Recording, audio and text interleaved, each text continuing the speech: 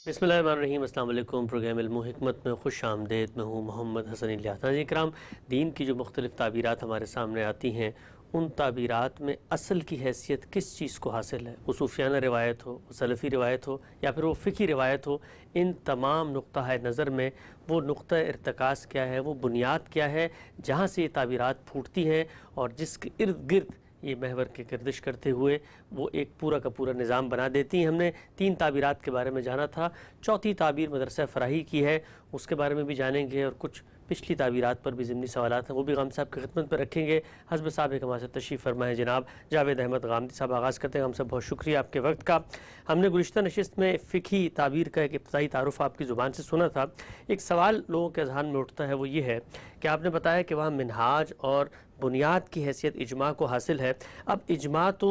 दीन के फ़हम के बाब में हर चीज़ पे नहीं हुआ, ना पूरे कुरान मजीद की तफसीर इजमा से नकल हुई है, ना बाकी जो मसाइल हैं उन सब में इजमा है। तो ये बताइएगा कि जो फ़िकी रिवायत है, जिन मामलात में इजमा नहीं है और वो बहुत बड़ी तादाद है, वहाँ पर फिर जो मिनहाज इजमा की मौजूद है उसको कैसे सेटल करते हैं और फिर वहाँ पर मामलात को कैसे हल करते हैं। क्योंकि हमने देखा था कि जो सलफ़ी ताबीर है वहाँ तो रिवायत बुनियाद है, तो वो तो शुरू से आखिर तक हर जगह हर मसले में रिवायत मौजूद है, मिल जाती है, तो वो उसमें मसले का हल निकाल लेते हैं। यहाँ पर क्या होता है फिर? इस तरह नहीं है कि वहाँ भी हर मसले में रवायत मिल जाती है।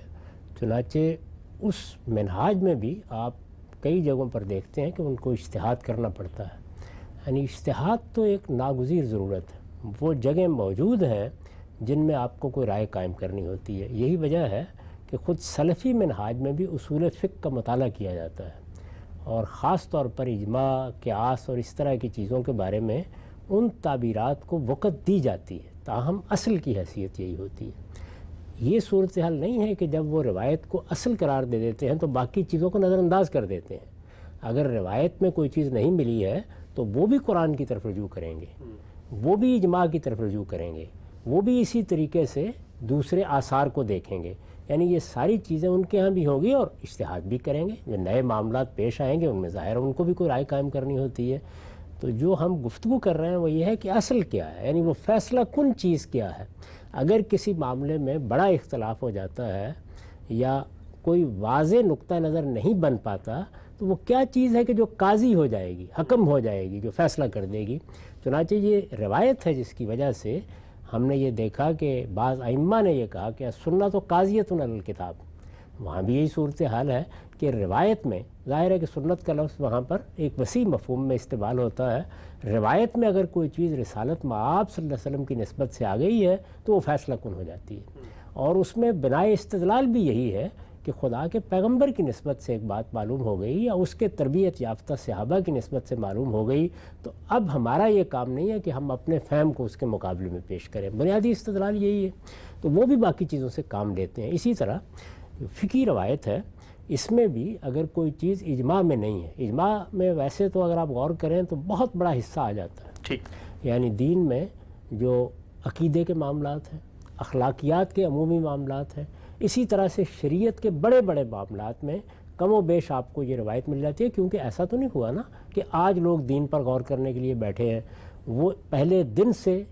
ज़ेरे गौर है, उसमें बहसें हो रही हैं, नुक्ता है नज़र पेश हो रहे हैं। लोग रिसालत में आप सल्लल्लाहु अलैहि वसल्लम के ज़माने से भी इस्तदलाल कर रहे हैं, सहाबा से भी इस्तदलाल कर रहे हैं। तो जब वो करते हैं तो इजमा की रवायत में कम व बेश बहुत बड़े बड़े मसाइल जो हैं उनमें आपको एक ऐसी राय मिल जाती है जिस पर सबका इत्तेफाक होता है या बहुत बड़े लोगों का इत्तेफाक होता है। उसमें अगर कोई इख्तलाफ होता है तो उसको लायोबा बही के खाने में डाला जा सकता है। लेकिन अगर कहीं ऐसा ना हो तो वहाँ फिर तरतीब ये होती है कि अब आप देखेंगे कि इख्तलाफ करने वाले कौन हैं।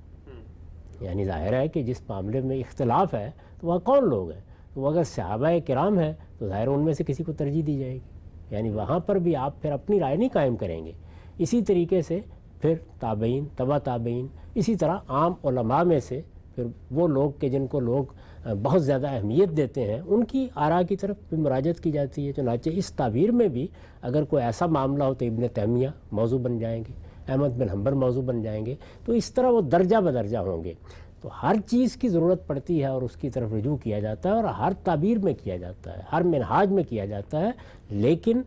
असली उसूल क्या है, वो बुनियादी चीज़ क्या है, फ़ैसला कुन चीज़ क्या है, वो अगर आप देखें تو صوفیہ کے ہاں مشاہدہ ہے، اب صوفیہ بھی ظاہر ہے، صوفیہ علماء کی بات میں کر رہا ہوں، وہ بھی ظاہر ہے کہ ان تمام ماخذ کی طرف رجوع کریں گے، وہ بھی قرآن سے استدلال کر رہے ہیں، تفسیریں بھی لکھیں گے، وہ بھی تفسیریں لکھیں گے، وہ سب معاملات ہو رہے ہوں گے، لیکن فیصلہ کن حیثیت کیا چیز ہوگی؟ یعنی وہ چیز جو ان کے مجموعی تصور کو بنانے کا کام کرے گی، جس کے گرد سب چیزیں گھوم رہی ہوں گی، جو محور کی حیثیت اختیار کر لے گی، جس کی طرف رجوع کے بعد گویا فیصلے کی جگہ پر آپ آ جائیں گے، وہ ان کے ہاں خود خواص کے مشاہدات ہیں، اور ان کی اپنی ایک پوری کی پوری روایت ہے جو نقل ہوتی ہوئی چلی آ رہی ہے۔ اسی طریقے سے سلفی تعبیر میں وہ چیز روایت کو حاصل ہے، اور اسی طریقے سے فقہی تعبیر میں وہ اجماع کو حاصل ہے۔ اجماع کو یہ اہمیت، یہ حیثیت سلفی تعبیر بھی دیتی ہے، یعنی وہ بھی دیتی ہے، لیکن وہاں فیصلہ کن حیثیت کس کی ہے؟ اگر اس کے مقابلے میں بھی روایت آ گئی ہے تو وہ فیصلہ کن ہو جائے گی۔ تو یہ ہے اصل میں صحیح نقطہ نظر اس معاملے میں، یعنی اس سے مقصود یہ نہیں ہے کہ یہ لوگ اس کے سوا کسی چیز کو قابل اعتراض نہیں سمجھتے، نہیں، اس میں بنیادی حیثیت کس چیز کی ہے، فیصلہ کن حیثیت کس چیز کی ہے، یہ زیر بحث ہے، اس کو میں نے پیش کیا۔ ٹھیک ہے، نقطہ آپ نے واضح فرمایا۔ ایک اور چھوٹی سی الجھن اس کو بھی آپ ذرا واضح فرمائیے گا۔ ہم نے دیکھا کہ صوفیانہ تعبیر ہے، اس میں مختلف سلسلے بھی ہیں، نقشبندی ہے، سہروردی ہے، چشتی ہے، اسی طرح سے قادریہ سلسلہ ہے، ہر کوئی مختلف زاویے سے اسی جو اصل ہے مشاہدے کی اس کو حاصل کرنے کے لیے گامزن ہے۔ سلفی روایت میں بھی اس طرح میں روے ملتی ہیں مختلف اپروچز کی، اصل کو ہی اپنا کر۔ فقہی روایت کے اندر یہ جو بڑے ہمیں لگتا ہے اختلاف ہے، یعنی حنفی ہے، شافعی ہے، مالکی ہے، حنبلی ہے، پھر خود اس عہد کے اندر اور بعد میں بھی اصحاب ترجیح اور رائے کا ایک پورا کا پورا نقطہ نظر بنا۔ پوچھنا میں آپ سے چاہتا ہوں کہ منہاج اگر یہاں پر اجماع ہے تو یہ الگ الگ جو شناختیں ہیں اور آپس میں فقہی اختلافات اتنے بڑے پیمانے پہ ہمیں نظر آتے ہیں، اس کی پھر کیا وجہ ہے اگر نقطہ سب کا وہ اجماع ہی ہے تو؟ اس طرح کے اختلافات نہیں ایسے لوگ محسوس کرتے ہیں، اگر آپ غور کریں تو اس میں بنیادی ڈھانچہ ایک ہی ہے، اچھا، ایک ہی جگہ سے یہ معاملات کی طرف جا رہے ہیں۔ اس میں جو چیزیں بڑی اہمیت کی حامل ہیں وہ مثال کے طور پر یہ ہے کہ قرآن مجید سے اگر کوئی بات واضح ہو رہی ہے اور قرآن مجید کے اس فہم کے مقابل میں اگر کوئی روایت آ رہی ہے تو اس کی کیا حیثیت ہوگی؟ تو وہاں بھی تقابل اس میں اجماع اور قرآن میں نہیں ہو رہا، بلکہ کوئی روایت آپ کے پاس آ گئی، اخبار احاد آ گئی ہیں، کیا حیثیت دینی ہے ان کو؟ اخبار احاد کی مختلف صورتیں ہیں، یعنی بعض اخبار احاد کے بارے میں یہ دعویٰ کیا جاتا ہے کہ ان کو درجہ تواتر حاصل ہو گیا ہے، بعض ہیں جن کے بارے میں کہا جاتا ہے کہ یہ تو بہت شہرت پا چکی ہیں اور ان کو ایک نوعیت سے مسلمانوں نے قبول کر لیا ہوا ہے، گویا ان کی قبولیت پر ایک نوعیت کا اجماع ہے۔ تو اس طرح کی بعض ترجیحات ہیں جو پھر قائم کی جاتی ہیں اور ان کو دیکھا جاتا ہے۔ اسی طریقے سے جب وہ اصول قائم کر لیتے ہیں، یعنی انہوں نے ظاہر ہے کہ اپنے ایک طریقے کو اختیار کر لیا ہے، اصول قائم کر لیتے ہیں، تو پھر وہ اپنے اس اصول کو سامنے رکھ کر بعض اوقات کسی روایت کو رد کر دیتے ہیں اور کچھ دوسرے لوگ اس کو قبول کر لیتے ہیں۔ اس کے نتیجے میں در حقیقت اختلافات واقع ہو جاتے ہیں۔ اس کی ایک بڑی مشہور مثال ہے، ہمارے اپنے دور میں پیش آئی۔ ہمارے عہد کے ایک بہت بڑے عالم مولانا سید ابواللہ صاحب مودودی نے کسی سوال کے جواب میں یہ لکھ دیا کہ جرابوں پر مسح کیا جا سکتا ہے، یعنی یہ ایک بڑا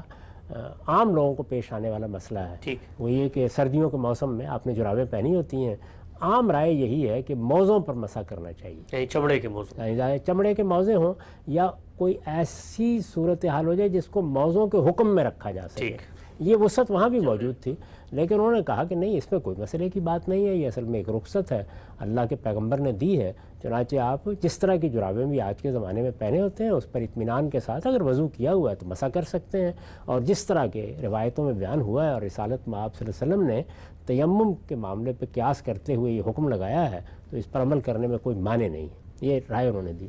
اب یہ رائے جب دی انہوں نے تو ہمارے ہاں جو روایتی فقہی فکر ہے اس کی طرف سے اس پر اعتراض ہوا، اور وہ اعتراض دیکھیے کیا تھا۔ وہ اعتراض یہ تھا کہ جب آپ حنفی ہیں تو حنفی اصول میں قرآن مجید کے حکم پر اگر کوئی چیز اثر انداز ہو سکتی ہے تو وہ روایت ہے جو تواتر سے منتقل ہوئی ہو۔ ٹھیک، یہ نہیں ہو سکتا کہ آپ ایک عام خبر کو، خبر واحد کو قرآن مجید پر حکم بنا دیں، یہ نہیں ہو سکتا۔ تو یہ جربین کی جو روایت یعنی جرابوں پر مسح کی روایت، یہ تو اخبار احاد میں سے ہے، جبکہ موضوع پر مسح کی روایت کی نوعیت یہ نہیں ہے، وہ ایک متواتر خبر ہے اور دسیوں اخبار میں اس کا ذکر ہوا ہے۔ تو اس سے تو آپ قرآن مجید کے کسی حکم کو منسوخ کر سکتے ہیں یا اس میں کوئی تخصیص کر سکتے ہیں، لیکن عام اخبار یا اخبار احاد وہ یہ حیثیت نہیں رکھتی۔ ٹھیک ہے، اب آپ نے اصول کی خلاف ورزی کی ہے تو آپ کو چاہیے کہ اس پر استغفار کریں۔ اچھا، تو اس کے جواب میں ایک تفصیلی مضمون لکھا اور ایک بڑے عالم نے لکھا، مولانا سید ابر اللہ مودودی صاحب کی طرف سے لکھا، تو انہوں نے جواب میں یہ کہا کہ میں 10 مثالیں دے دیتا ہوں جس میں خود احناف نے اپنے اس اصول کی خلاف ورزی کی ہے۔ اچھا، تو میں یہ عرض کر رہا تھا کہ اختلافات وہاں اس طرح سے ہوتے ہیں، یہ نوعیت نہیں ہے اس کی کہ وہاں کوئی بڑے معاملات ہیں۔ چنانچہ یہی بات عموم میں مانی جاتی ہے کہ ہمارے جتنے بھی فقہا ہیں، خاص طور پر ائمہ اربعہ، یہ چاروں بڑے فقہا، ان کے ہاں ہر چیز جو بھی بیان کی گئی ہے وہ اپنے اصول کے لحاظ سے حقی کی تلاش میں ہے اور ان کو برحقی مانا جاتا ہے۔ ان کے بارے میں کوئی یہ نہیں کہتا کہ انہوں نے کوئی ضلالت اختیار کر لی ہے، اجتہادی خطا ہو سکتی ہے اور اس میں اختلافات کیے جاتے ہیں، تو یہی موقف بالعموم اختیار کیا جاتا ہے۔ لیکن اگر آپ مجموعی ڈھانچے کو دیکھیں تو اس میں کوئی بہت بڑا فرق نہیں ہے۔ یہ آپ دیکھتے نہیں ہیں کہ آپ شوافے کے پاس بیٹھ جائیں، آپ مالکیہ کے پاس بیٹھ جائیں، تو بحیثیت مجموعی شریعت کی تعبیر کے معاملے میں جزوی اور فروعی معاملات کو اگر آپ الگ کر دیں تو کوئی بہت بڑی چیز آپ کو نظر نہیں آتی۔ ٹھیک ہے، نقطہ بھی آپ نے واضح فرمایا۔ آگے بڑھاتے ہیں سلسلہ گفتگو کو۔ مشاہدہ، روایت اور اجماع، صوفیانہ فکر، سلفی فکر اور پھر فقہی منہاج۔ اس کے بعد ایک چوتھا زاویہ نظر مدرسہ فراہی کا یہ سامنے آتا ہے کہ وہ ان تینوں فکر سے الگ کر کے اپنے آپ کو پیش کرتی ہے۔ بتائیے گا مجھے کہ مدرسہ فراہی کے ہاں اصل کی حیثیت، منہاج کی حیثیت، نقطے کی حیثیت کس چیز کو حاصل ہے کہ جس کے ارد گرد پھر پوری کی پوری تعبیر ایوالو کرتی ہے؟ میں یہ تو نہیں کہتا کہ کوئی الگ کر کے پیش کرنے کا عمل کیا گیا ہے، یعنی یہ چیز بھی ایک تدریجی طریقے سے نمایاں ہوتی چلی گئی ہے۔ یہ ہم جانتے ہیں کہ اس مدرسہ فکر میں امام حمید الدین فرائی کی حیثیت بہت غیر معمولی ہے۔ یہ بھی واضح ہے کہ ان کے کام کا محور قرآن مجید رہا۔ انہوں نے قرآن مجید کے نظم سے متعلق کام کیا، قرآن کی زبان کے بارے میں کام کیا۔ یہ آپ کو معلوم ہے کہ جتنے علوم بھی قرآن مجید تک رسائی کا ذریعہ ہو سکتے ہیں وہ سب ان کا موضوع ہیں، یعنی 10 کتابیں ہیں جن کے مسودات آپ کو ملتے ہیں جس میں وہ کسی نہ کسی پہلو سے یہی دیکھ رہے ہیں کہ مثال کے طور پر قرآن کے لغت کا کیا معاملہ ہے، قرآن مجید کی نحو کا کیا معاملہ ہے، اعراب کی بحثوں میں کیا صحیح رائے ہونی چاہیے۔ اس طرح کی جتنی چیزیں ہیں وہ ان کی اصلاً موضوع بحث ہیں۔ اب اصلاً موضوع بحث ہونے کے نتیجے میں ظاہر ہے کہ ایک فکر وجود میں آنا شروع ہوا ہے۔ وہ فکر ہے کہ جس کے بہت سے پہلو ان کے زمانے میں ان کی تحریروں سے واضح ہو گئے۔ زیادہ تر چیزیں کیونکہ عربی زبان میں تھیں اور بالعموم ایک فنی نوعیت کا انداز ہوتا ہے ان کا لکھنے کا، تو عامت الناس زیادہ متعارف نہیں ہو سکی۔ اس کے بعد انہی کے جلیل القدر شاگردوں میں مولانا اختر احسن اصلاحی، استاذ امام امین احسن اصلاحی، ان لوگوں نے بہت غیر معمولی کام کیا۔ مولانا اختر احسن اصلاحی کے کام سے لوگ زیادہ واقف نہیں ہیں، اس کی وجہ یہ ہے کہ وہ تصنیف و تعریف کے آدمی نہیں تھے، لیکن انہوں نے بڑے غیر معمولی شاگرد تیار کی۔ اچھا، ایک پوری روایت انہوں نے قائم کی اپنے شاگردوں کی۔ بہت بڑے لوگ ہیں جو ہندوستان میں، بھارت میں بڑے علماء میں انہی سے اپنے سلسلہ تلمذ کو وابستہ کرتے ہیں۔ انہوں نے ان کی تربیت بھی کی، ان تک وہ بات بھی پہنچائی۔ اس کے نتیجے میں خود ان کی اپنی بہت سی تحقیقات ہمارے سامنے آتی ہیں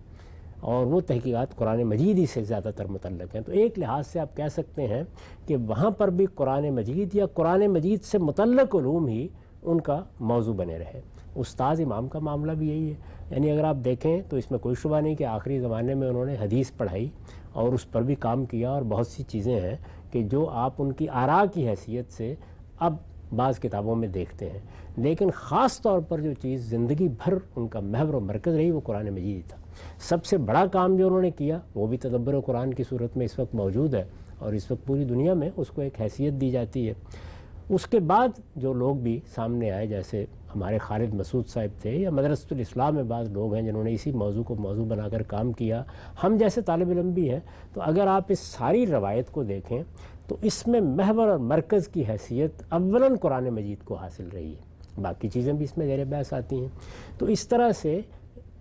یوں نہیں ہے کہ پوری جو روایت پیچھے چلی آ رہی تھی ایک دن فیصلہ کیا گیا کہ اس سے کوئی انحراف کرنا ہے، بلکہ ایک تدریجی عمل ہے جس کے نتیجے میں یہ فکر آگے بڑھتا چلا گیا۔ اور اب یہ کہا جا سکتا ہے کہ بعض روایت سے متعلق اطلاقی معاملات، ظاہر ہے کہ حدیث پر جب تک کام مکمل نہیں ہو جاتا اس وقت تک یہ چیز رہے گی، بعض روایات پر اطلاقی معاملات میں توضیحات سے اگر آپ قطع نظر کر لیں تو بحثیت مجموعی قرآن مجید کیا ہے، قرآن تک اپروچ کا طریقہ کیا ہے، اصول کیا ہے، مبادی کیا ہے، قرآن مجید کس طریقے سے سمجھا جائے گا، قرآن مجید کی حیثیت کیا ہے، اسی طریقے سے دوسرے علوم فنون سے متعلق کیا آراء قائم کی جائیں گی، اور قرآن مجید تک پہنچانے والے علوم کو کس نظر سے دیکھا جائے گا، اور پھر یہ کہ پورے دین پر اطلاق کر کے دکھایا جائے کہ اس طرز فکر نے کیا اثرات پیدا کیے، یہ کام کب و بیش ہو گیا ہے۔ اچھا، اب یہ کام ہو گیا ہے تو اس کے نتیجے میں جو چیز سامنے آتی ہے اس کو آپ اگر ملحوظ رکھیں تو یہ کہا جا سکتا ہے کہ مدرسہ فرائی میں محور و مرکز کی حیثیت، اصل کی حیثیت قرآن کو حاصل ہے۔ اچھا، یعنی یہ اللہ کی کتاب قرآن مجید ہے جو تمام اختلافات میں فیصلہ کن ہوگی۔ اگر کسی معاملے میں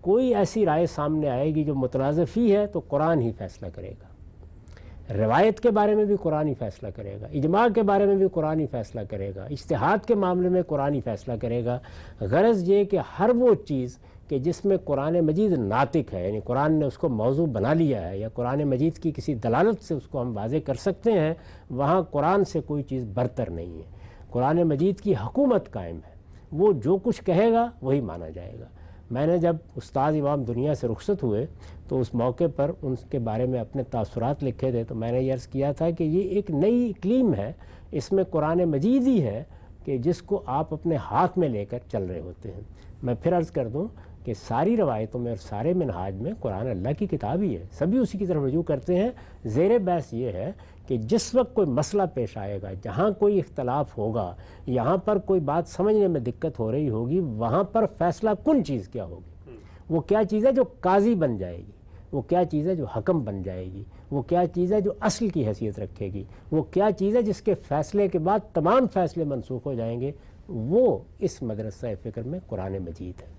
اور قرآن مجید کے بارے میں یہ بات یہاں سے شروع ہوتی ہے کہ اللہ تعالیٰ نے اپنی اسکیم ہی اس طرح کی بنائی ہے کہ اس نے اپنے پیغمبر بھیجے، پیغمبروں کے ذریعے سے انذار و بشارت ہوا، لوگوں تک خدا کا دین پہنچایا گیا، ان کے ساتھ اللہ تعالیٰ نے اپنی کتابیں نازل کی۔ ہر کتاب اسی مقصد سے نازل کی گئی کہ وہ حکم بن کر رہے، اور یہ بات قرآن نے بھی بتائی ہے اور یہ پچھلے صحیفوں میں بھی اسی طریقے سے بیان ہو جاتی ہے۔ جب یہ حیثیت اللہ کی کتاب کو حاصل ہے تو آخری کتاب، محفوظ ترین کتاب کون سی ہے؟ وہ قرآن مجید ہے۔ لہٰذا اب قیامت تک کے لیے قرآن مجید ہی کو یہ حیثیت حاصل ہو گئی ہے کہ وہ تمام معاملات میں فیصلہ کرے گا۔ جب فیصلہ کن وہی ہے تو پھر ظاہر ہے اصل بھی وہی ہے، اسی محور کے گرد ہر چیز کو دیکھنا پڑے گا، اور کسی معاملے میں بھی اگر مذہب سے متعلق کوئی گفتگو کرنی ہے، بحث کرنی ہے، کوئی اختلاف ہے تو اسی کو اصل مان کر جو کچھ بھی کہنا ہے وہ کہنا ہوگا۔ تو بنیادی بات یہ ہے۔ اب ظاہر ہے کہ یہ بنیادی بات ہوتی ہے کہ جو پھر ساری چیزوں پر اثر انداز ہوتی ہے کسی نہ کسی پہلو سے۔ یہاں آپ یہ کہہ سکتے ہیں کہ اس سے پہلے جو تینوں منہاج ہیں ان کو قبول کیوں نہیں کیا گیا جی، اور اس کے بجائے یہ بات کیوں کہی گئی ہے، تو اس میں اگر ایک ایک چیز کو آپ الگ الگ لے لیں تو میں یہ بتا سکتا ہوں آپ کو کہ اس میں کیوں اصل نہیں مانا گیا اور وہ کیا استدلال ہے جس کی بجائے اللہ کی کتاب ہی کو۔ لیکن اس سے پہلے کہ ہم کسی دوسری چیز پر تبصرہ کریں، یہ سمجھ لینا چاہیے کہ مدرسہ فرائی کے ہاں یہ قرآن کی حیثیت خود قرآن کی دی ہوئی ہے، خود اس کائنات کے پروردگار کی دی ہوئی ہے۔ اس نے اس قرآن مجید کے بارے میں یہ بتا دیا ہے کہ یہ قرآن مجید ہے اور یہ اللہ کی کتاب ہوتی ہے کہ جو تمام اختلافات میں فیصلہ کن ہوتی ہے، اور اس میں کسی اختلاف کی تخصیص نہیں کی بلکہ صاف صاف طریقے سے یہ کہہ دیا ہے کہ ہم نے اپنے پیغمبروں کے ساتھ کتابیں نازل ہی اس لیے کی ہیں، وَأَنزَلَ مَعَهُمُ الْكِتَابَ، یعنی جب پیغمبر بھیجے اور ان کے ساتھ کتابیں نازل کیں تو یہ نازل ہی اس لیے کی گئی ہیں کہ لِيَحْكُمَ بَيْنَ النَّاسِ فِي مَا اخْتَلَفُوا فِيهِ، تاکہ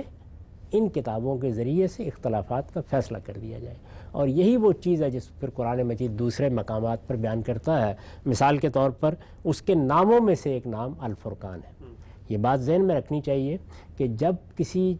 چیز کو آپ نام بنا دیتے ہیں تو اس کا مطلب یہ ہے کہ بغیر کسی تحدید و تخصیص کے اب وہ اس پورے وجود کو ایکسپلین کرتی ہے۔ اچھا، جب قرآن کو آپ ذکر کہتے ہیں تو اس کا مطلب ہے وہ سراسر یاد دہانی ہے۔ اسی طرح سے جب آپ قرآن مجید کو النور کہتے ہیں تو اس کا مطلب یہ نہیں ہے کہ وہ روشنی آپ کو کسی ایک دائرے میں فراہم کرے گا، دین سے متعلق ہر دائرے میں روشنی فراہم کرے گا، اور اسی چیز کو پھر قرآن خود بیان کر دے گا کہ یہ تفصیلاً لکل شے ہے، یعنی ہر چیز جو دین سے متعلق ہے اس کو اس میں واضح کر دیا گیا، اس کی تفصیل کر دی گئی ہے، اور یہی وہ چیز ہے کہ جو پھر الفرقان میں بھی ہوگی کہ یہ فیصلہ کن ہے۔ فرقان کا مطلب کیا ہے؟ کسوٹی، اس نے فیصلہ کرنا ہے، اس کی بنیاد پر یہ سب ہوگا، اور یہ قرآن کا اسم ہے، یعنی قرآن سے متعلق ایک صفت نہیں ہے جو بیان ہوئی۔ اچھا، گویا قرآن کو قرآن کی جگہ پہ رکھ کے فرقان کا لفظ استعمال کر دیا گیا ہے، تبارک الذی نزل الفرقان علی عبدہ۔ تو جب آپ نے اسم کی جگہ اسم رکھ دیا تو اب کسی تخصیص کی کوئی گنجائش ہی باقی نہیں رہ گئی، اب یہ سر تسر فرقان ہے، ہر معاملے میں فرقان، ہر معاملے سے مراد دین سے متعلق، اللہ کی ہدایت کے معاملے میں۔ ظاہر ہے کہ باقی دنیا کے معاملات کو تو موضوع ہی نہیں بنایا گیا، یعنی دین کے معاملے میں یہی کتاب ہے کہ جو فیصلہ کرے گی اور اپنا فیصلہ سنا دے گی۔ اسی چیز میں بہت سی دوسری آیات بھی ہیں جو زیر بحث آ سکتی ہیں، وہ اس وقت ہمارا موضوع نہیں، صرف اشارہ کرنا مقصود ہے کہ یہ حیثیت اللہ تعالیٰ نے خود اپنی کتاب کو دی ہے، اور یہ کہا ہے کہ سب اسی کی جانب رجوع کریں۔ یہی اصل میں اللہ کی رسی ہے جو زمین سے آسمان تک تان دی گئی ہے، یہی وہ کتاب ہے کہ جس کتاب کو اب اللہ تعالیٰ نے اپنی حجت بنا دیا ہے، اور یہ حجت ہے کہ جو قیامت کے دن سب کے لیے یا تو رہنما بن کے سامنے آ جائے گی اور یا سب کے خلاف گواہی دینے کے لیے کھڑی ہو جائے گی۔ ٹھیک ہے، بڑی ہی آپ نے خوبصورتی سے واضح فرمایا کہ جو منہاج ہے مدرسہ فراہی میں وہ قرآن مجید کو حاصل ہے، اور وہ بنیادی نقطہ قرآن ہے کہ جس سے پھر دین کی پوری تعبیر پھوٹتی ہے۔ ہر اختلاف کے فیصلے میں حرف آخر قول فیصل، میزان فرقان، مہیمن حکم وہی بنتا ہے۔ آگے بڑھاتے ہیں سلسلہ گفتگو کو۔ لوگ اس وقت یہ سوچ رہے ہوں گے کہ آپ کے ہاں قرآن اصل ہے، وہاں پر مشاہدہ اصل ہے، دوسری جگہ پہ روایت اصل ہے، اور ایک تیسری جگہ کے اوپر اجماع اصل ہے۔ اب یہ جو تینوں روایتیں، صوفیانہ روایت، سلفی روایت، فقہی روایت، جب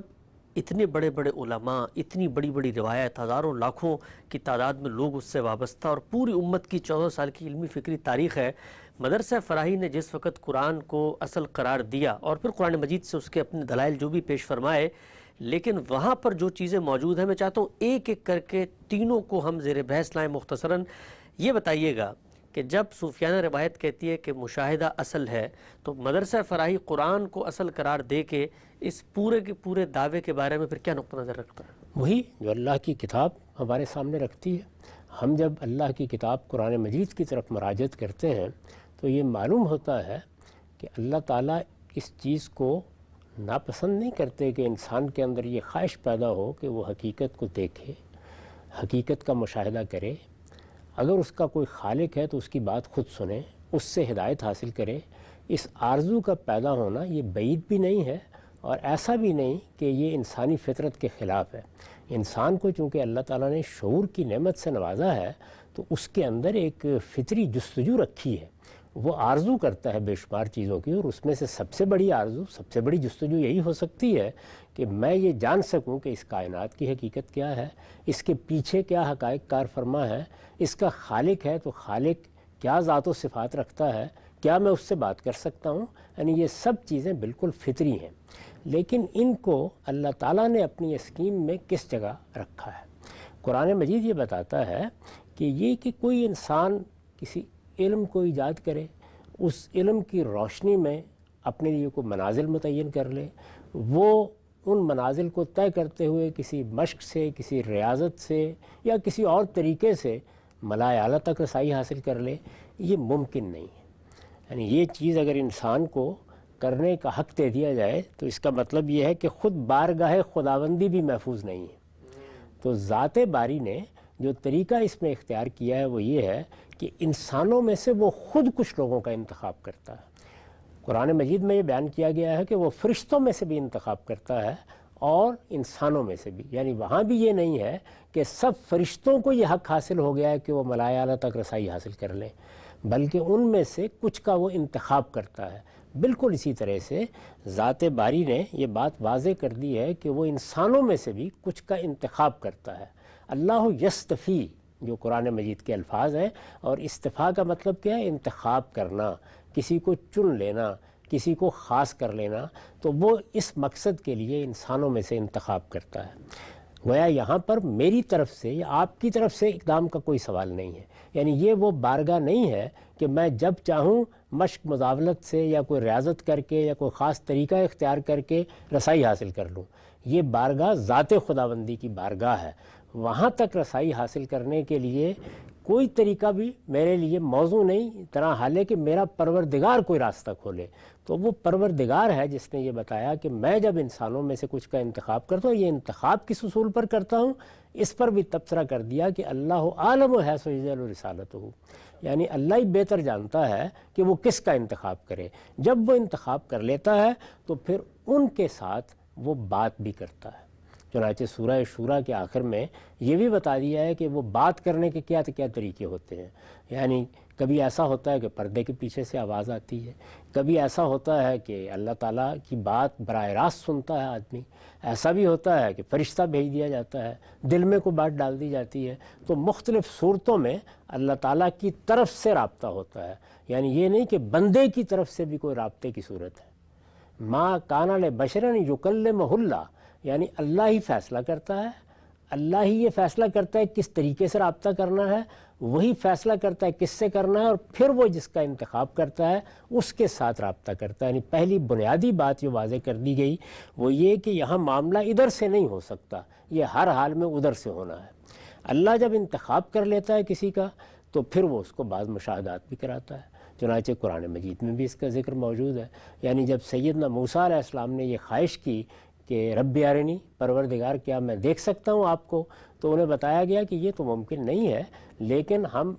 ایسی ایک چیز کا مشاہدہ کرا سکتے ہیں جس سے تم حقیقت کے کسی پہلو سے واقف بھی ہو جاؤ اور تمہیں معلوم بھی ہو جائے کہ تمہارے حدود کیا ہیں۔ تو پھر یہ ہوا کہ طور پر ایک تجلی آئی اور موسیٰ اس کو برداشت نہیں کر سکے، اور اس طرح بتا دیا گیا کہ دیکھیے انسانوں کے کیا حدود ہیں اور انہیں کہاں رہنا چاہیے، لیکن بہرحال ایک تجلی کا مشاہدہ انہوں نے کیا، ایک چیز ان کے سامنے آئی۔ ان کے بارے میں قرآن مجید نے یہ بات بھی واضح کر دی ہے کہ جب ان کا انتخاب کیا گیا تو ان کو یہ خصوصی فضیلت حاصل ہوئی کہ انہوں نے اللہ تعالیٰ کی آواز سنی۔ وہ کیا آواز تھی، کیسے سنی، وہ ایک الگ بات ہے، لیکن اللہ کی آواز سنی۔ اللہ نے باقاعدہ ان کے ساتھ براہ راست بات کی، یعنی ایک تو ہے نا فرشتہ بھیج دیا جائے، دل میں کوئی بات ڈال دی جائے، انہوں نے باقاعدہ اللہ تعالیٰ کے ساتھ بات کی، اور یہ ان کی خصوصی فضیلت ہے۔ اس کو بھی قرآن نے خود واضح کر دیا کہ میں جب جن لوگوں کا انتخاب کرتا ہوں تو یہ خصوصی فضیلتیں بھی ادا کرتا ہوں۔ ابراہیم علیہ السلام کے بارے میں بھی قرآن نے یہ بتایا ہے کہ انہوں نے یہ چاہا کہ جب مجھے یہ خبر دی جا رہی ہے کہ ایک دن یہ سب لوگ زندہ ہو جائیں گے، ہم سب لوگ مٹی میں مل نہیں جائیں گے بلکہ اللہ تعالیٰ کا اذن ہوگا، حکم صادر ہوگا، سور پھونکا جائے گا، سب زندہ ہو جائیں گے، تو انہوں نے کہا کہ میں یہ جاننا چاہتا ہوں، جیسے سیدنا موسیٰ نے کہا تھا رب ارنی، میں دیکھنا چاہتا ہوں، اے پروردگار میں تیرا مشاہدہ کرنا چاہتا ہوں۔ یعنی یہاں ذات باری کے مشاہدے کی درخواست تھی، جس کے بارے میں ان کو ان کے حدود بھی بتائے گئے اور یہ بھی بتا دیا گیا کہ کیا چیز ہے جو مشاہدہ کر سکتے ہو۔ یہاں پر کیا کیا گیا، جب انہوں نے کہا کہ کیف تحیی الموتیٰ، یعنی آپ مردوں کو کیسے زندہ کرتے ہیں، تو وہاں پر بھی ایک مشاہدہ کرا دیا گیا۔ تو انبیاء علیہم السلام کو یہ مشاہدات کرائے جاتے رہے ہیں، انبیاء علیہم السلام سے بات بھی ہوتی رہی ہے۔ عام انسانوں کے بارے میں اللہ تعالیٰ کا مطالبہ یہی ہے کہ وہ ایمان بالغیب لائیں گے، اور ایمان بالغیب کا مطلب یہ نہیں ہے جس طرح کہ عام طور پر سمجھتے ہیں کہ کچھ چیزیں ہمیں نظر نہیں آتی اور ہم ان پر اندھا ایمان لے آئیں گے۔ ایمان بالغیب کا مطلب یہ ہے کہ وہ چیزیں جن کو ہم دیکھ نہیں سکتے ان پر ہم علم و عقل کے استدلال کی بنیاد پر ایمان لائیں گے۔ یعنی بہت سی چیزیں ہیں جن کا ہم مشاہدہ کرتے ہیں، تو یہ دین کے حقائق عام لوگوں کے لیے قابل مشاہدہ نہیں ہے، ان کو قیامت نہیں دکھائی جاتی، مردے کیسے زندہ ہوں گے یہ ان کو مشاہدہ نہیں کرایا جاتا، اسی طرح اللہ تعالیٰ ان کے ساتھ براہ راست کلام نہیں کرتے۔ تو یہ خود اللہ تعالیٰ نے طے کر دیا کہ میں اپنے پیغمبروں کے ساتھ یہ معاملہ کرتا ہوں، اور پھر پیغمبر میرے اس مشاہدے کی، میرے اس کلام کی، میرے اس وحی کی شہادت انسانوں کے سامنے دیتے ہیں، اور یہ تمہارا کام ہے کہ تم ان پیغمبروں کی اطاعت و اتباع کر کے اس حقیقت کو جانو جس کی وہ تمہیں خبر دے رہے ہیں۔ اس کے نتیجے میں جو کچھ وجود میں آتا ہے وہ ظاہر ہے کہ پیغمبروں کا علم ہے۔ اب وہ پیغمبروں کا علم ہمارے پاس اللہ کی کتابوں کی صورت میں موجود ہے، وہ پیغمبروں کا علم ہمارے پاس ان کی روایات کی صورت میں موجود ہے، ان کے آثار کی صورت میں موجود ہے۔ یہ جو پیغمبروں کا علم ہے اس میں خود اللہ تعالیٰ نے یہ بات واضح کر دی ہے، اور سورہ بقرہ میں اس کو بطور اصول واضح کر دیا ہے کہ یہ سلسلہ شروع کیوں کیا گیا، اس کا جواب دیا ہے۔ تو فرمایا کہ کان الناس امتاً واحدہ، لوگ ایک ہی دین پر تھے، ان کے ہاں دین کے معاملے میں کوئی اختلاف نہیں تھا، اور جب اللہ نے ایک ہی دین نازل کیا ہے تو اختلاف کیوں ہوگا؟ دین اگر مختلف آئیں گے اللہ تعالیٰ کی طرف سے تو پھر ہی اختلاف ہو سکتا ہے۔ تو اللہ نے ایک ہی دین سے ابتدا کی، اسی کی ہدایت لوگوں کو دی، اسی پر لوگ قائم تھے، لیکن جب ان میں اختلافات پیدا ہونا شروع ہوئے تو اب اللہ تعالیٰ نے کیا کیا؟ فبعث اللہ النبیین مبشرین و منذرین، اللہ تعالیٰ نے پھر نبیوں کا سلسلہ شروع کیا۔ یعنی نبیوں کا سلسلہ شروع کیا کیا مطلب ہے؟ یعنی اللہ نے کچھ لوگوں کا انتخاب کیا، اللہ نے اپنے انتخاب سے جن لوگوں کو چنا ان تک اس نے اپنی بات پہنچائی، ان کو وحی کی، ان کو اگر مشاہدہ کرانا تو کسی چیز کا کرایا، اور پھر ان کے ذریعے سے باقی انسانوں کو کیا کیا؟ انذار و بشارت کی۔ اب انذار و بشارت میں گویا کیا کرتے ہیں؟ وہ حقائق سے، وہ حقائق جن کا انہوں نے مشاہدہ کر لیا، جن کو انہوں نے دیکھ لیا ہے، جن حقائق کے بارے میں ان کو براہ راست علم حاصل ہو گیا ہے، جن کی واضح شہادت ان کے پاس موجود ہے، اس کی بنیاد پر وہ باقی انسانوں کو خبردار کرتے ہیں اور جو انجام ہونے والا ہے اس کی بشارت دیتے ہیں۔ یہ ان کا کام ہے۔ اس میں پھر آگے یہ کہا کہ انزل معہم الکتاب، اللہ تعالیٰ نے ان کے ساتھ کتاب نازل کی، یعنی سب پیغمبروں کو اللہ تعالیٰ نے کتاب دی۔ اس کی دونوں ہی صورتیں ہوئیں، یعنی یا کتاب ہر پیغمبر کو دی گئی یا صحیفہ دیا گیا، یا یہ ہے کہ پہلی جو کتاب ہے وہی اس کی کتاب قرار دے دی گئی۔ تو اس طریقے سے ہر ایک کے ساتھ، ہر ایک کے ہاتھ میں ایک کتاب رہی، اور وہ جو کتاب انہیں دی گئی وہ کتاب کس لیے دی گئی؟ لِیَحْکُمَ بَیْنَ النَّاسِ فِی مَا اخْتَلَفُوا فِیہ، تاکہ جو لوگوں کے اندر دین کے معاملے میں کوئی اختلاف پیدا ہو اس میں فیصلہ کن حیثیت اسی کو حاصل ہو۔ تو اب گویا خود اللہ تعالیٰ نے بتا دیا کہ میری طرف سے اگر کوئی مشاہدہ بھی ہوگا، یعنی ایک تو یہ ہے کہ انسان خود کوئی مشاہدہ کر لے، اس کا تو کوئی امکان ہی نہیں ہے، لیکن میری طرف سے بھی اگر کسی آدمی کا انتخاب کیا جائے گا اور کوئی مشاہدات ہوں گے اور اس کے نتیجے میں کوئی کلام اس پر نازل ہوگا اور کوئی بات لوگوں تک پہنچے گی، اور میں نے انسانوں کو فطرت میں بھی ہدایت دی ہے، اس کی بنیاد پر بھی وہ کوئی رائے قائم کریں گے، انسان عقل اور شعور رکھتے ہیں، اس کی بنیاد پر بھی وہ ظاہر ہے کسی نتیجے تک پہنچیں گے۔ یہ جو کچھ بھی ہوگا اس میں کیا حق ہے اور کیا باطل ہے اس کا فیصلہ میری کتابیں کریں گی۔ تو یہ اصول بیان کر دیا گیا۔ تو گویا خود قرآن مجید نے یہ بتا دیا کہ یہ جو کچھ بھی مشاہدات ہیں، اب تھوڑی دیر کے لیے فرض کر لیجئے اور اس ساری بحث کو الگ رکھ دیجئے، وہ مجھے اور آپ کو بھی ہو گئے ہیں، تو بہرحال ان میں بھی کیا حیثیت ہے،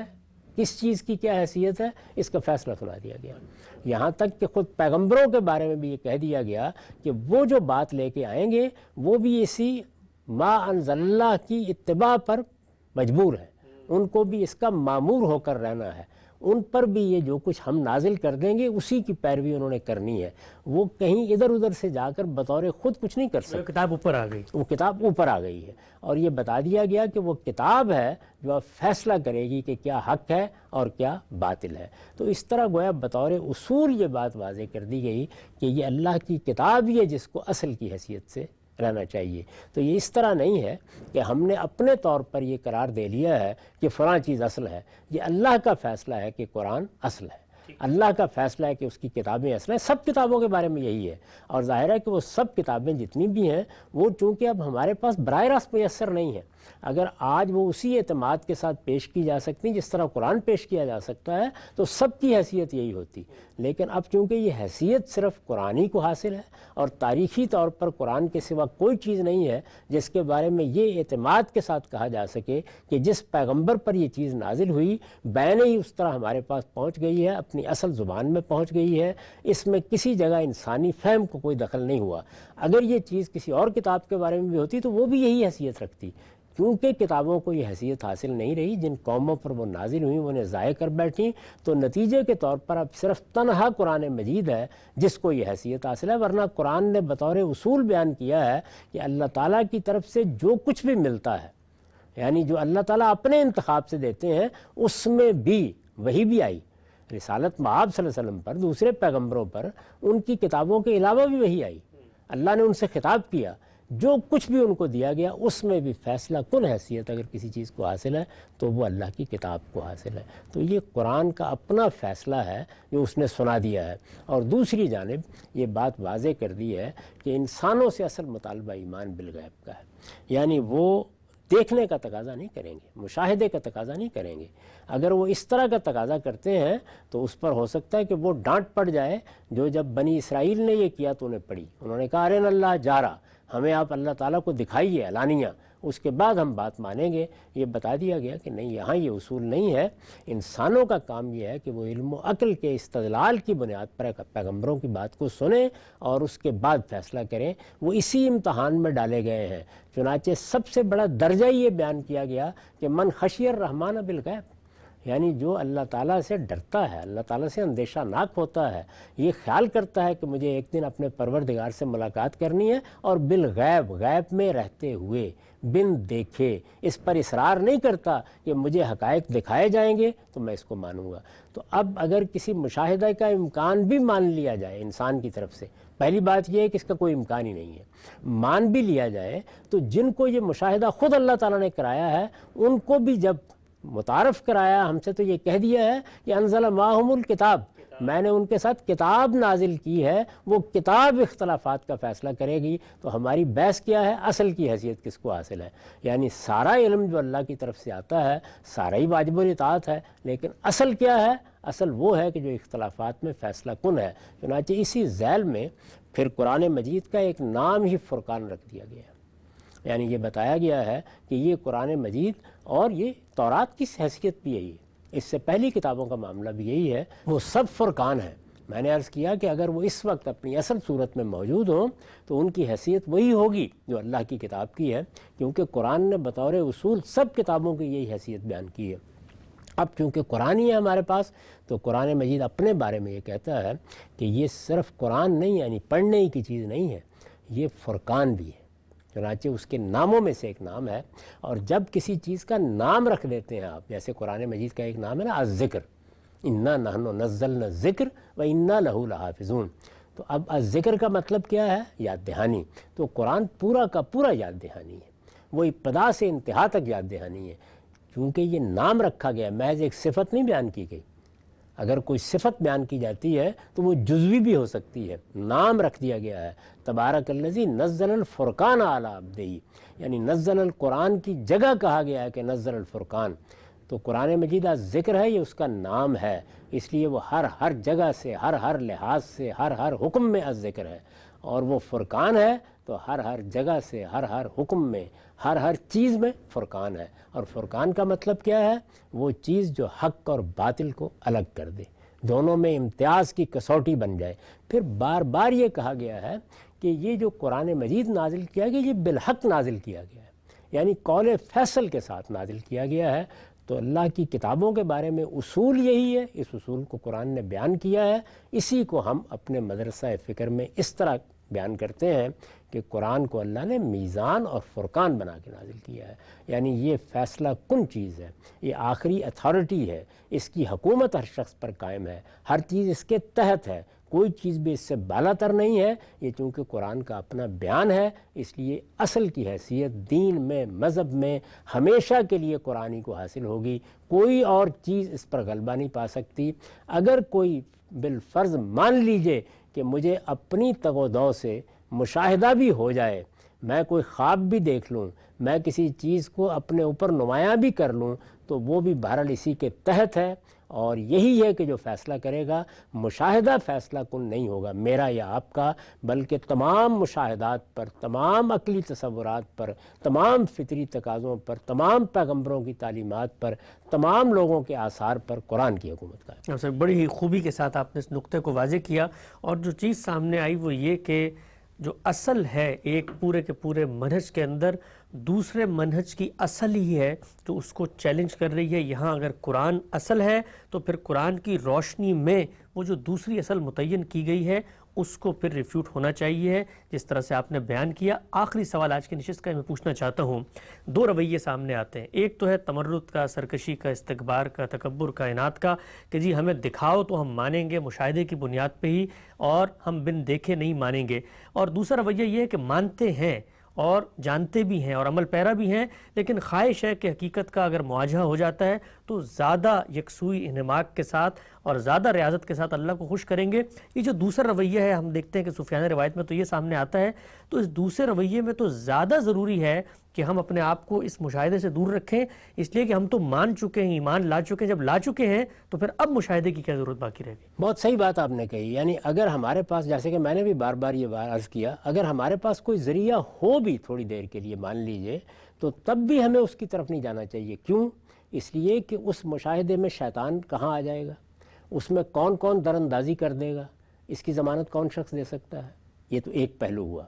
دوسری چیز یہ ہے کہ جب اللہ تعالیٰ نے نبوت ختم کرنے کا اعلان کیا تو آپ یہ دیکھیے کہ ختم نبوت کے پھر معنی رسالت میں آپ صلی اللہ علیہ وسلم نے کیا بیان کیے،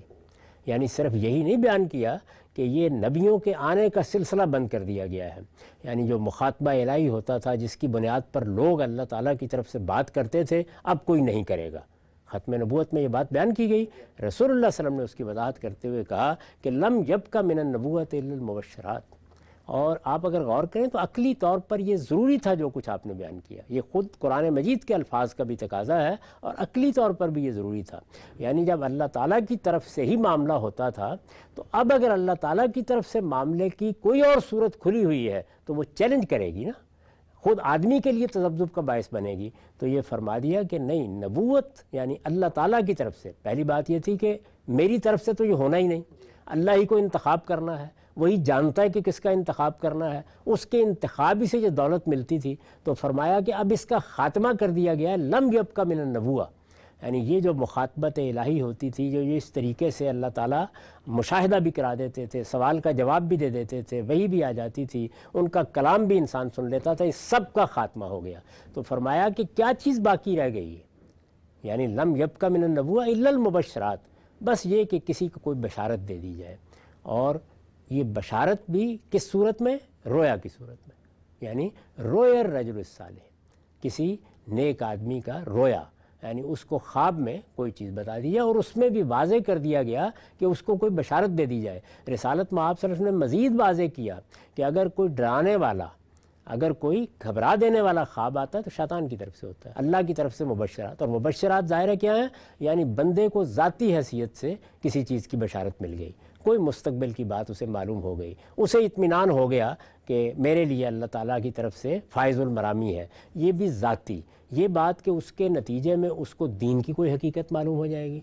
دین کا کوئی اکتشاف ہو جائے گا، قرآن مجید کی کوئی آیت سمجھا دی جائے گی، یہ چیز ختم کر دی گئی۔ طے کر دیا گیا کہ اب اللہ تعالیٰ کی طرف سے رابطے کی بنیادیں بھی ختم ہو گئیں، اس میں اگر کوئی چیز رہ گئی ہے تو وہی رہ گئی ہے جو پہلے ہی سے پیغمبروں اور عام لوگوں میں مشترک تھی، یعنی رویا۔ ظاہر ہے کہ رویا پیغمبری کے زمانے میں بھی عام لوگ بھی دیکھتے تھے، اور ہم جانتے ہیں کہ پیغمبروں کے ساتھ اللہ تعالیٰ جو معاملہ کرتے رہے ہیں اس کا ایک ذریعہ رویا بھی ہے۔ تو وہ ایک ذریعہ ہے جس کے بارے میں رسالت میں آپ صلی اللہ علیہ وسلم نے فرمایا کہ بس وہی باقی رہ گیا ہے، اور اس میں بھی تحدید کر دی کہ اس میں کوئی مبشرات ہوں گے تو مل جائیں گے، باقی اب ہدایت کا کوئی اور ذریعہ نہیں۔ تو جب یہ بات طے ہو گئی تو اس کا مطلب ہے ہدایت حاصل کرنے کے تمام ذرائع ختم ہو گئے، اس کا راستہ مسدود ہو گیا۔ وہ راستہ جب تک کھلا تھا، اللہ جن کا انتخاب کرتا تھا ان کے ذریعے سے وہ اپنی بات پہنچاتا تھا۔ جو کچھ اس نے پہنچا دیا ہے اس میں بھی اصل کی حیثیت اس کی کتابیں تھیں، تمام کتابیں جتنی تھیں وہ سب کی سب یہی حیثیت رکھتی تھیں، لیکن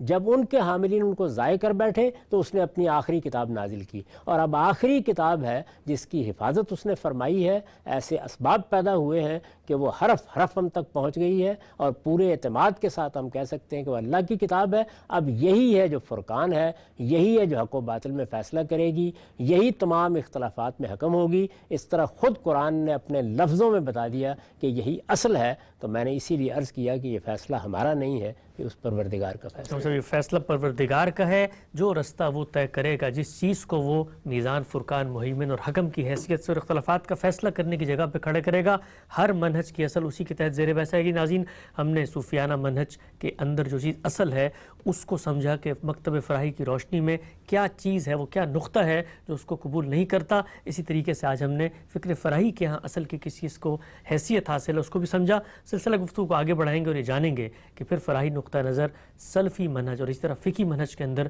جو اصل کی حیثیت رکھتی ہیں چیزیں انہیں کیسے دیکھتا ہے، اور پھر کچھ مثالوں سے بھی آپس میں ان تمام منہج کی اپروچز کو سمجھیں گے۔ وقت یہاں پہ ختم ہوتا ہے، دوبارہ حاضر خدمت ہوں گے، اب تک آپ کے وقت کا بہت شکریہ۔